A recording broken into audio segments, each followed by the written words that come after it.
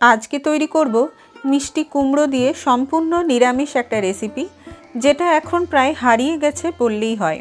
রেসিপিটা দেখলে বুঝতে পারবেন আগেকার দিনে ঠাকুমা দিদিমারা কত কম উপকরণে এবং কত সহজ পদ্ধতিতেই সুস্বাদু রান্না তৈরি করে নিতে পারতেন। নমস্কার, আমি হৈমন্তী আর আপনারা দেখছেন হৈমন্তীর হেসেল। তো চলুন শুরু করে ফেলি আজকে রেসিপি। এই রেসিপিটি করার জন্য কুমড়ো তো অবশ্যই লাগবে। আমি এখানে 300 গ্রাম কুমড়োতে রান্না করব। কুমড়োটা কেনার সময় খেয়াল রাখতে হবে যাতে কুমড়োটা পাকা হয়। কাঁচা কুমড়োতে এই রেসিপিটা একদম ভালো লাগবে না।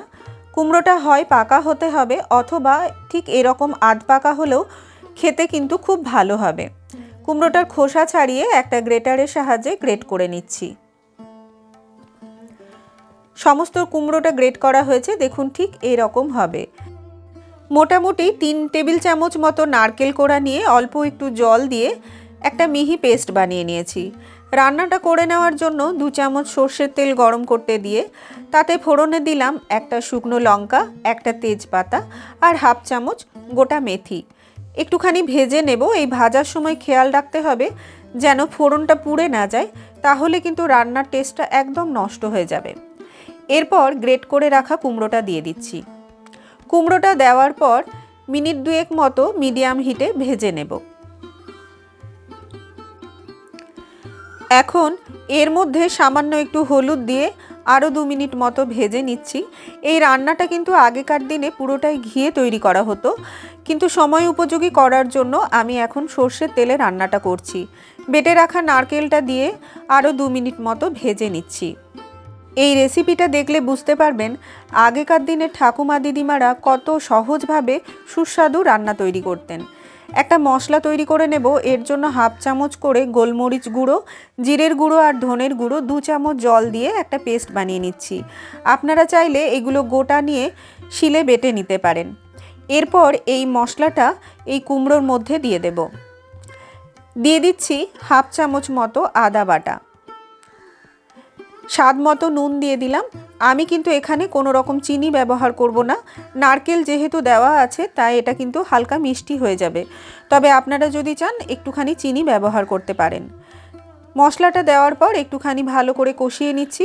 খেয়াল করে দেখুন তেলের উপরে কিন্তু মশলা দিইনি, এতেও কিন্তু এই স্বাদটা খুব সুন্দর হবে। এই রান্নাটা এতটা সুন্দর যে বলে বোঝানো যাবে না।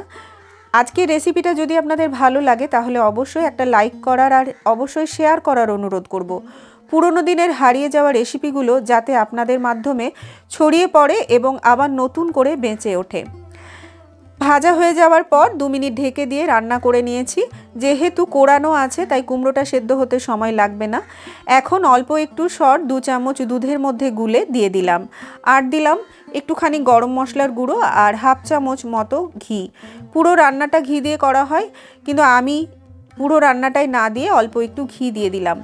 আর সর যদি না থাকে সেক্ষেত্রে আপনারা এখনকার দিনে উপযোগী করার জন্য ফ্রেশ ক্রিম বা মিল্ক পাউডার দিতে পারেন। ব্যাস মিশিয়ে নিলেই তৈরি হয়ে গেল এই দুর্দান্ত স্বাদের কুমড়োর রেসিপিটি। একটু ভাজা ভাজা করে নামিয়ে নিলেই তৈরি হয়ে যাবে।